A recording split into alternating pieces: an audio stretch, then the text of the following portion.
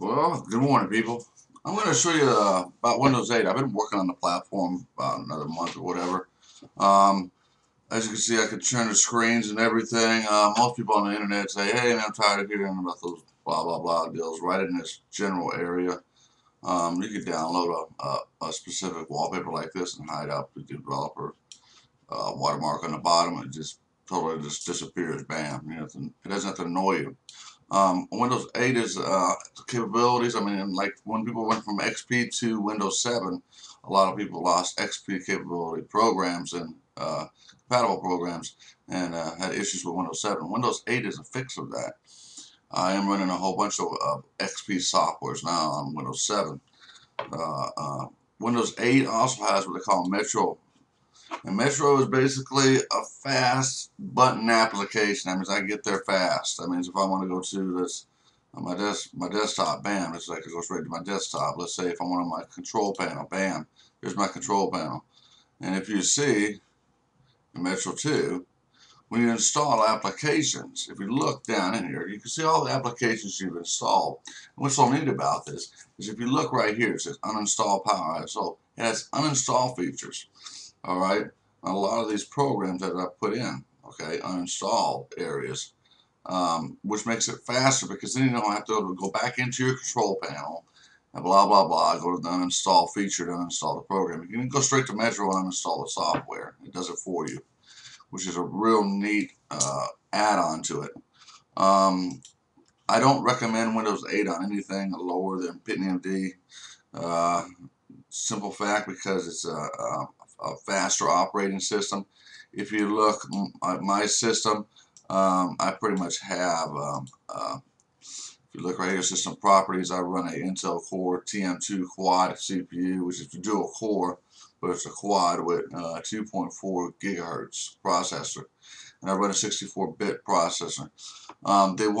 They do have a 32-bit processor for Windows 8.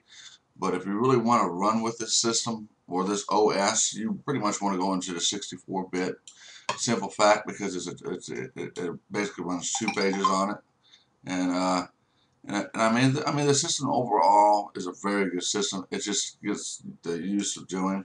Right now, the developers project, you cannot change what they call background deals, but there are programs out there called Blue Poison. I can't give you the the internet we call it to get the file. It's called Blue Poison. There's another one called Metro Tweak, which means you can disable and enable Metro if you don't want it, and you can go to the traditional Windows 7 desktop. That means to start. You hit start, you go into programs and all that. Um, Either that the software runs really well. Another thing is because I have developer tools. It's using Explorer 10.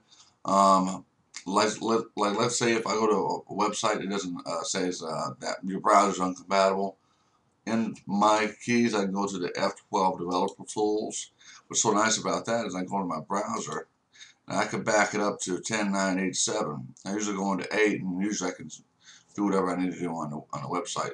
So if you want to check out Windows 8 developer package, you want to get 64-bit with developer tools, because this allows you to enjoy all the capabilities of even the older Explorers, because some websites are not compatible with Explorer 10 or 9. I tell everybody right now, don't use Explorer 9. There's a lot of websites that don't support that.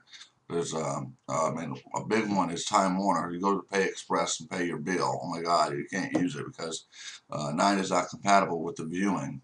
It doesn't have a compatibility view. But on Windows 8 developer tools, you can literally go back into 8.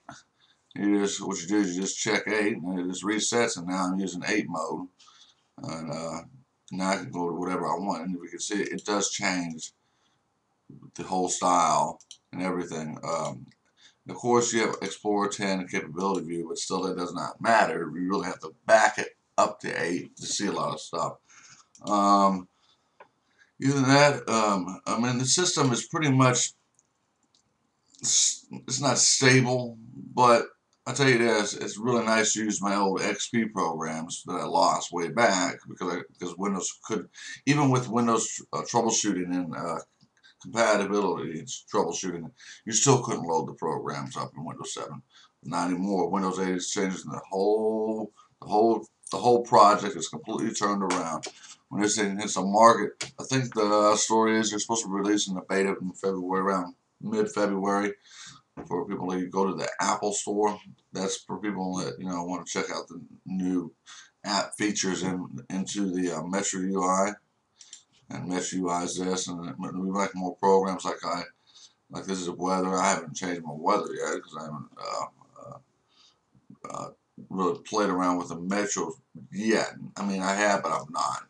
Right now, I'm designing some programs for Metro because as soon as Microsoft sends their beta out, Metro will be open up to the public, and you can submit your apps and make money on them.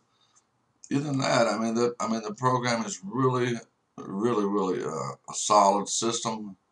Like I said, don't try to put this on no PitMD or lower.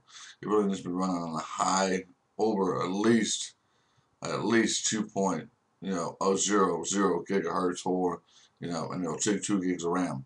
And don't try to put this on no cheap video card because it's not going to work. Okay. I know. If you got an old system, do not try this because your system will crash. Um, so I don't want to hear no complaints. So saying, "Oh, it didn't work because it said my video card starts supporting." No, dude, you need to go, turn your video card in, or your computer's just so damn old. You just need to turn it in.